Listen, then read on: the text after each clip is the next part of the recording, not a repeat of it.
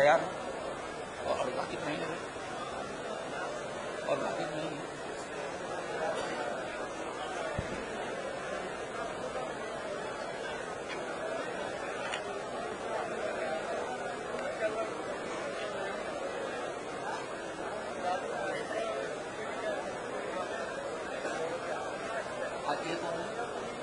یہ کیمرہ کس کا ہے؟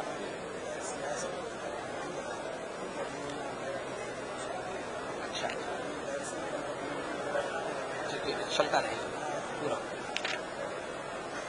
شروع کر دیں شیخ, شروع کریں تھوڑا سا پیچھے میں. بسم اللہ الحمد للہ وکفی وسلام علی عبادہ الذین اصطفی اما بعد فاعوذ باللہ السمیع العلیم من الشیطان الرجیم بسم اللہ الرحمن الرحیم ان الذین قالوا ربنا اللہ ثم استقاموا فلا خوف علیہم ولا هم يحزنون اولئک اصحاب الجنة خالدین فیہا جزاء بما كانوا يعملون. محترم بھائیوں اور تمام حاضرین, سورہ قرآن پاک سورہ احقاف کی 2 آیتیں میں نے تلاوت کی ہیں, آیت نمبر 12 اور آیت نمبر 13. اور آج آخری درس جو رمضان کا اس خیمے کا ہے انہی دونوں آیتوں کی روشنی میں ہوگا. اللہ تعالی ہم سب کو عمل کرنے کی توفیق نصیب فرمائے. دیکھیں یہ رمضان گزر رہا ہے, ہو سکتا ہے آج آخری ہو یا ممکن ہے کل ایک رمضان اور مل جائے. اب ہم تمام مسلمانوں کی کئی ذمہ داریاں ہیں, کئی ذمہ داری. ان میں سب سے پہلے ذمہ داری جو ہے وہ یہ کہ الحمدللہ آپ لوگ جانتے ہیں آدمی جب کچھ کرتا ہے, نوکری کرتا ہے, محنت کرتا ہے, مزدوری کرتا ہے, چلے اس میں سب نوکری پیشہ لوگ ہیں, جب مہینہ آ جاتا ہے تو سب سے پہلے دیکھتا ہے کہ بھائی ہمیں کتنا آیا, ہماری تنخواہ تو نہیں کٹی. حساب کرتا ہے آدمی اپنا. ہر آدمی سوچتا ہے کہ میں نے مہینے بھر کام کیا, اب ہمیں تنخواہ پوری ملنی چاہیے. ہر آدمی اپنی زندگی کے معاملات کا محاسبہ کرتا ہے. پہلا فریضہ تو یہ ہے کہ رمضان گزرتے ہوئے آج یا کل جو ایک دن یا چند منٹ باقی رہیں گے رمضان گزرنے میں, بس 2 ہی شکل ہے, 24 گھنٹے یا چند لمحہ منٹیں باقی ہیں بس. سب سے پہلے یہ ضروری ہے کہ ہم اور آپ اپنا محاسبہ کریں. محاسبہ کیا ہے؟ ہم اپنے حالات کا جائزہ لیں اور اپنے ایمان کا جائزہ لیں کہ آخر رمضان کی وجہ سے ہمارا ایمان بڑھا یا ہمارا ایمان گھٹا. اور خوب اچھی طرح سے سوچنا چاہیے کہ اتنی محنت اور مشقت کر کے ہم نے جو روزہ رکھا تھا ہمیں روزے کے بدلے کچھ حاصل ہوا یا کہ نہیں حاصل ہوا. دیکھیں روزے کے ذریعے 2 چیزیں حاصل ہونے والی ہیں, ایک تو ہے جنت اور اجر و ثواب. یہ ہمیں کتنا ملا, ہم ملنے کے لائق روزہ رکھے یا نہ رکھے, اس کا پتہ تو قیامت کے دن چلے گا. ہم نے اللہ تعالیٰ نے ہمارے اس روزے کو قبول کیا یا کہ نہیں کیا, ہمارے روزے سے ہمیں جنت ملی یا نہیں ملی, ہمارے روزے سے ہمارے گناہ معاف ہوئے یا نہیں ہوئے, یہ تو غیب کا علم ہے, اللہ کے ہاتھ میں. اس کا پتہ کب چلے گا؟ قیامت کے دن. یوم تبلی السرائر, جس دن ساری چیزیں چھپی ہوئی کھل کر کے سامنے آ جائیں گی. ویسے امید یہی رکھنا چاہیے, امید یہی رکھنی چاہیے کہ ہمارے گناہوں کو اللہ نے معاف کیا, ہمارے روزے کو اللہ نے قبول کیا. حسن ظن رکھنا چاہیے, اللہ رب العالمین سے اچھا گمان رکھنا چاہیے. لیکن 100% یقین کا فیصلہ تو کب ہوگا؟ قیامت کے دن اللہ تعالیٰ اس دن بھی ہمیں خوشی کا وقت میسر کرے۔ روزے کے دوسرے فوائد جو ہیں وہ اپنے سے دنیا میں دیکھنے میں نظر آتے ہیں، دنیا میں دیکھنے سے نظر آ جاتے ہیں کہ آیا ہمیں روزے کا فائدہ ملا یا نہیں ملا۔ مثال کے طور پر آپ اگر نماز پڑھتے ہیں، نماز پڑھنے کے بعد سکون اور راحت نصیب ہوئی تو کیا کہتے ہیں؟ الحمدللہ نماز پڑھ لیا، سارا سکون مجھے حاصل ہو گیا۔ کبھی ہوتا ہے نماز پڑھنے سے؟ نہیں ہوتا ہے نا۔ اب آیا روزہ ہم نے پورا کر لیا، چند منٹ کے بعد آخری روزہ افطار ہوگا یا 24 گھنٹے کے بعد؟ 24 گھنٹہ بھی کوئی دور نہیں، جہاں اتنے گھنٹے گزر گئے 24 گھنٹہ بھی دیکھتے دیکھتے گزر جائے گا۔ لیکن چلو اب ذرا خیال کرو، ہر آدمی اپنے حالات کا جائزہ لے کہ روزے جس مقصد کے لیے اللہ نے فرض قرار دیا تھا، روزے کے 3 مقاصد تو قرآن پاک میں بیان کیے گئے۔ کتنے؟ 3 مقصد قرآن پاک نے روزے کا بیان کیا ہے۔ پہلا مقصد کیا تھا؟ لعلکم تتقون، روزہ اس لیے فرض قرار دیا گیا تاکہ تمہارے اندر تقوی آ جائے، ٹھیک ہے نا۔ ایک مقصد تو یہ ہے روزہ رکھنے کا، ایک بڑا مقصد کیا ہے کہ روزے داروں میں، مسلمانوں میں روزے کی برکت سے تقوی آ جائے۔ اب تقوی کیسے آئے گا اس کا بیان ہو چکا ہے، ممکن ہے ابھی آپ لوگوں سے سوال کیا جائے کہ روزے سے تقوی کیسے آتا ہے، اس لیے تیاری کر لیجئے۔ دوسرا فائدہ کیا ہے؟ وَلِتُكَبِّرُوا اللَّهَ عَلَى مَا هَدَاكُمْ، دوسرا مقصد اللہ نے بیان کیا روزے کا۔ یہ رمضان کا روزہ تم پر اس لیے مقرر کیا گیا ہے، یہاں تک کہ بیماری یا سفر کی وجہ سے اگر تمہارے روزے چھوٹ جائیں تو اللہ نے تم کو قضا کرنے کا حکم دیا ہے تاکہ 30 یا 29 کا عدد پورا ہو جائے۔ پھر اس کے بعد اللہ نے فرمایا وَلِتُكَبِّرُوا اللَّهَ عَلَى مَا هَدَاكُمْ، روزہ اس لیے فرض قرار دیا گیا ہے تاکہ روزہ مکمل ہو جانے کے بعد تم لوگ اللہ کی خوب کبریائی اور بڑائی بیان کرو، ٹھیک ہے نا۔ اور تیسرا مقصد اللہ نے آگے کیا بیان کیا؟ وَلَعَلَّكُمْ تَشْكُرُونَ، روزہ اس لیے فرض قرار دیا گیا ہے تاکہ تمہارے اندر شکر الہی ادا کرنے کا جذبہ پیدا ہو جائے اور تم لوگ اللہ تعالیٰ کے شکر گزار بندے بن جاؤ۔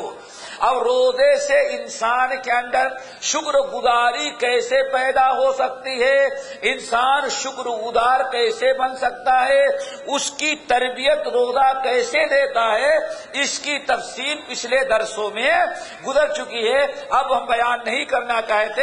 بس مقصد یہ تھا کہ روزے کے 3 مقاصد قرآن نے بیان کیے۔ ایک تو تقوی، نمبر 2 اللہ تعالیٰ کی کبریائی بڑائی، خوب اللہ تعالیٰ کا ذکر کرنا، نمبر 3 اللہ تعالیٰ کا شکر گزار بندہ بن جانا۔ اب سوال یہ ہے، ہمیں محاسبہ یہ کرنا ہے کہ رمضان کا روزہ جو ہم نے رکھا اور تقریباً رمضان کا مہینہ پورا ہو رہا ہے، ہمارے اندر تقوی آیا یا تقوی نہیں آیا؟ ہر آدمی ذرا اپنا محاسبہ کرے۔ ہمارے اندر تقوی پیدا ہوا تو سمجھو کہ روزے سے ہم نے فائدہ اٹھا لیا، اگر ہمارے اندر تقوی پیدا نہ ہوا تو سمجھو کہ روزے کا مقصد ہمیں حاصل نہ ہوا۔ اگر ہمارے اندر اللہ تعالیٰ کی شکر گزاری کا جذبہ پیدا ہو گیا اور ہم اللہ تعالیٰ کے شکر گزار بندے بن گئے تو سمجھو کہ واقعی تو روزے کا مقصد ہم نے حاصل کر لیا۔ اور اگر یہ شکر گزاری ہمارے اندر شکر گزاری کا جذبہ پیدا نہ ہوا تو سمجھ جاؤ روزہ تو رکھا لیکن روزے کا مقصد حاصل نہیں ہوا۔ اس لیے سارے بھائیوں کا فریضہ ہے کہ اپنے اپنے اعمال کا، حالات کا جائزہ لے۔ اب دل میں تقوی ہے کہ نہیں؟ دل میں شکر الہی ادا کرنے کا جذبہ ہے یا کہ نہیں؟ اب سوال یہ ہے، روزے کا ایک فائدہ کیا بتایا؟ تقوی، مقصد تقوی آ جائے۔ پتہ کیسے چلے کہ ہمارے اندر تقوی آ چکا ہے؟ کچھ علامت، کچھ نشانی ہو کہ ہمارے اندر تقوی آیا یا کہ نہیں آیا۔ اب علامت کیا ہے اور نشانی کیا ہے؟ اگر رمضان میں بھی اور رمضان کے بعد بھی تقوی کے معنی آتے ہیں بچنا۔ کیا معنی آتے ہیں؟ تقوی کے معنی آتے ہیں بچنا۔ شریعت کے اصطلاح میں کہتے ہیں ان گناہوں اور برائیوں اور اللہ اس کے رسول کی نافرمانی سے بچ کر اپنے آپ کو جہنم سے بچانا۔ آگے بات سمجھ میں؟ تقوی کا معنی کیا ہے؟ تقوی کے معنی آتے ہیں بچنا اور بچانا، ٹھیک ہے نا؟ ہم دعا کیا مانگتے ہیں؟ اے اللہ ہمیں جہنم کی آگ سے واقعنا عذاب النار، ہم کو جہنم کے آگ سے بچا لینا، بچا دے۔ اب تقوی کے معنی ہے بچنا اور بچانا، لیکن شریعت کے اصطلاح میں تقوی جو روزے کی برکت سے ہمارے اندر آنا چاہیے، تقوی کا معنی کیا ہے شریعت میں؟ تقوی کا معنی ہے انسان گناہوں اور برائیوں کو چھوڑ کر کے اللہ اس کے رسول کی نافرمانی سے بچ کر کے اپنے آپ کو جہنم کے آگ سے بچا لینا، اس کا نام کیا ہے؟ تقوی۔ آئی بات سمجھ میں؟ اب ہمارے اندر اگر ہم گناہوں سے بچ رہے، اللہ کے ڈر سے ہم گناہوں سے بچ رہے ہیں، اللہ کے خوف سے اللہ کی نافرمانی کو ترک کر رہے ہیں، نماز کا وقت آ گیا، شیطان کہتا ہے نماز نہ پڑھو، لیکن اللہ تعالیٰ کا تقوی کیا کہتا ہے؟ اگر نماز نہیں پڑھو گے تو اللہ تمہیں جہنم میں ڈال دے گا۔ تقوی نے آپ کو گناہوں سے بچنے پر مجبور کیا، اس کا نام کیا ہے؟ تقوی۔ اب ہر آدمی سوچے اپنے حالات کا جائزہ لیتے ہوئے کہ آیا ہمارے اندر تقوی آیا یا نہیں آیا۔ جیسے رمضان میں گناہوں سے بچتے رہے، رمضان کے بعد بھی گناہوں سے بچیں گے، تب سمجھاؤ کہ ہمارے اندر تقوی آ گیا۔ نمبر 2، دوسرا بڑا فائدہ ہم نے کیا بتایا کہ وَلَعَلَّكُمْ تَشْكُرُونَ۔ روزے کا دوسرا بڑا مقصد کیا ہے؟ تاکہ تم اللہ کا شکر ادا کرو۔ اب ذرا دیکھو ہمیں پتا کیسے چلے کہ آپ کے اندر آپ اللہ کے شکر گزار بنے یا کہ نہیں بنے؟ بھائی تھینک یو کہہ دینے سے تو اللہ تعالیٰ کا شکر ادا نہیں ہوا۔ کیوں؟ سگریٹ پینے والا بھی جب دیکھتا ہے کہ ہمارے پاس سگریٹ نہیں ہے تو ان سے بات کہتا ہے ذرا ایک دے دو، سگریٹ دے دیا تو اس کا بھی آپ تھینک یو کرتے ہیں، تھینک یو سے شکر ادا نہیں ہوتا۔ اللہ نے روزہ رمضان کا روزہ ہم پر اس لیے فرض کیا تھا وَلَعَلَّكُمْ تَشْكُرُونَ، تاکہ تم اللہ تعالیٰ کے شکر گزار بن جاؤ۔ اب آؤ شکر گزاری کی سب سے بڑی نشانی کیا ہے؟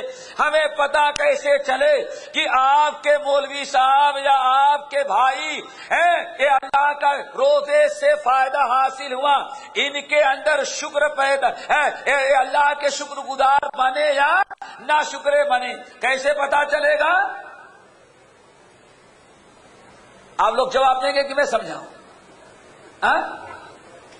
لیکن 500 میں لے لوں گا جو انعام ہے۔ اب ذرا غور کرو اچھی طرح سے، شکر گزاری کی کیا علامت ہے؟ کیسے پتا چلے کہ واقعی انہوں نے روزہ رکھا اور روزے کے مقصد میں کامیاب ہو گئے؟ کیوں؟ یہ روزہ کا مقصد تھا شکر گزار ہونا، یہ اللہ کے بڑے شکر گزار بن گئے۔ آئی بات کیسے پتا چلے گا؟ اب آؤ سورہ زمر اس آیت کو یاد رکھنا۔ اللہ فرماتے ہیں بل اللہ فاعبد، اللہ کیا فرما رہے ہیں؟ قرآن پاک میں سب سے بڑی نشانی کہ یہ اللہ کا شکر گزار بندہ ہے یا اللہ کا ناشکرا ہے، یہ شکر گزاری کر رہا ہے یا کہ ناشکری کر رہا ہے، سمجھ گئے نا؟ کیسے پتا چلے گا؟ یہ سورہ زمر کی آیت، بل اللہ فاعبد وکن من الشاکرین۔ اللہ کیا فرما رہے ہیں؟ اے ہمارے نبی، آپ اللہ کی عبادت کریں تاکہ آپ اللہ کے شکر گزار بندے بن جائیں۔ پتا کیا چلا؟ رمضان میں بھی اگر ہم اللہ کی عبادت کر رہے ہیں تو سمجھنا چاہیے کہ واقعی ہم اللہ کے شکر گزار بندے بن چکے ہیں۔ رمضان کے روزے کا مقصد حاصل ہوا، کیوں؟ یہ انسان اللہ رمضان کے بعد بھی اللہ کی عبادت کر رہا ہے، اور رمضان کے اللہ کی عبادت کرنا اس بات کی نشانی اور علامت ہے کہ یہ اللہ تعالیٰ کا شکر گزار ہے۔ کیوں؟ اللہ نے کیا فرمایا؟ بل اللہ فاعبد وکن من الشاکرین۔ اے ہمارے نبی، آپ اللہ کی عبادت کریں اور اللہ کے شکر گزار بندے بن جائیں۔ پتہ یہ چل گیا عبادت الہی کرنا یہ اللہ تعالی کی شکر گزاری کی سب سے بڑی اور سب سے پہلی علامت اور نشانی ہے۔ آئی بات سمجھ میں؟ اب ذرا بتاؤ، ایک انسان رمضان میں نماز پڑھتا ہے، سب سے بڑی عبادت دوستو کیا ہے؟ 5 وقتہ نماز کی پابندی کرنا۔ اب رمضان بھر تو نماز پڑھا اور رمضان چلا گیا، اب اس نے نماز بھی چھوڑ دیا، اگلے رمضان تک کے لیے اس نے نماز کو ترک کر دیا، تو عبادت نہیں کر رہا ہے، عبادت نہیں کر رہا ہے۔ اس بات کی علامت و نشانی ہے کہ روزے کا مقصد اسے حاصل نہیں ہوا۔ کیوں؟ اگر اللہ روزے کا مقصد حاصل ہوتا اور اللہ کا شکر گزار بن چکا ہوتا تو یہ اللہ کی عبادت کرتا، رمضان کے بعد بھی نماز کی پابندی کرتا اور نماز کبھی ترک نہ کرتا۔ آئی بات سمجھ میں؟ بل اللہ فاعبد وکن من الشاکرین۔ اے ہمارے نبی، آپ صرف اللہ کی عبادت کریں اور اللہ کے شکر گزار بندے بن جائیں۔ اسی لیے ایک حدیث اور سنائے آپ لوگوں کو، عبادت گزاری جو ہے، اللہ کی عبادت کرنا یہی شکر گزاری کی بہت بڑی کیا ہے؟ علامت ہے۔ آپ بہت سارے لوگ جانتے ہیں، صحیح بخاری اور مسلم کی اس حدیث پر ذرا غور کرو کہ نبی علیہ السلام رات بھر تہجد کی نماز پڑھتے رہے، ساری رات عبادت میں رہ جائیں۔ حضرت عائشہ رضی اللہ تعالیٰ عنہ نے کہا، یا رسول اللہ، یا رسول اللہ، آپ اتنی عبادت کیوں کرتے ہیں؟ کیونکہ آپ کے تو اگلے پچھلے سارے گناہ معاف ہیں۔ اللہ رسول نے کیا فرمایا؟ یا عائشہ، تو ہمارے اگلے پچھلے گناہ معاف کر کے اللہ نے ہم پر بڑا کرم کیا ہے، تو کیا افلا اکون عبدا شکورا، کیا تہجد کی نماز پڑھ کر کے عبادت کر کے اللہ کا شکر گزار بندہ نہ بنوں؟ پتہ چلا میرے بھائیو، اللہ تعالیٰ کی شکر گزاری کا سب سے بڑا نشان کیا ہے؟ اللہ کی عبادت کرنا۔ اگر ہم رمضان کے بعد بھی اللہ کی عبادت کر رہے ہیں تو سمجھو کہ روزے کا مقصد حاصل۔ کیوں؟ ہمارے اندر شکر گزاری کا جذبہ پیدا ہو گیا ہے۔ اتنا آپ لوگوں نے سمجھ لیا؟ اب ہر آدمی اپنے اپنے رمضان کا جائزہ لے اور رمضان کے بعد دیکھے کہ ہمارے اندر تقوی، ذکر الہی اور شکر، یہ تینوں چیزیں پیدا ہوئے یا نہیں۔ اگر ہم شکر گزار ہیں، تقوی شعار ہے، ذکر الہی میں مشغول رہتے ہیں، تو سمجھ جاؤ کہ روزے کا مقصد ہمیں حاصل ہو گیا۔ لعلکم تتقون بھی حاصل ہے، وَلِتُكَبِّرُوا اللَّهَ عَلَىٰ مَا هَدَاكُمْ بھی حاصل ہے، وَلَعَلَّكُمْ تَشْكُرُونَ بھی حاصل ہے۔ نمبر 2، 3 نہیں، دوسری چیز بتاتا ہوں۔ آج کیا کہتے ہیں؟ آج کوئی موضوع نہیں ہے، آج کیا ہے؟ فری، جو منہ میں آئے کہہ ڈالے گا۔ دوسری چیز ہم نے آیت پڑھی ہے سورہ احقاف کی، آیت نمبر 12 اور 13۔ اللہ رب العالمین کے ہاں جنت میں کون جائے گا؟ کون جائے گا جنت میں؟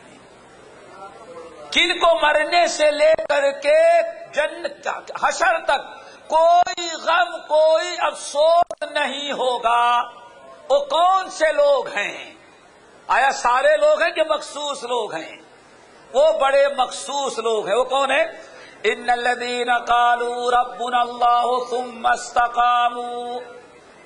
یاد رکھنا، ان الذین قالوا ربنا اللہ ثم استقاموا، بے شک جن لوگوں نے کہا ہمارا رب اللہ ہے، جو اللہ کو اپنا رب تسلیم کرتے ہیں، یعنی جو ایمان لائے مسلمان ہو گئے ہیں. ٹھیک ہے نا؟ ان الذین قالوا ربنا اللہ، بے شک جو لوگ کہتے ہیں کہ ہمارا رب اللہ ہے، ثم استقاموا، ثم استقاموا، پھر اسی پر وہ ڈٹے رہتے ہیں. کیا کرتے ہیں؟ اسی پر ڈٹے رہتے ہیں. قرآن پاک میں 2 جگہ آئے تھے. اس مفہوم جو ہی آئے تھے، ہاں، ایک تو سورہ فصلت اور دوسری سورہ احقاف. اس مفہوم کی تو آگے بہت ہیں، لیکن الفاظ جو ملتے جلتے.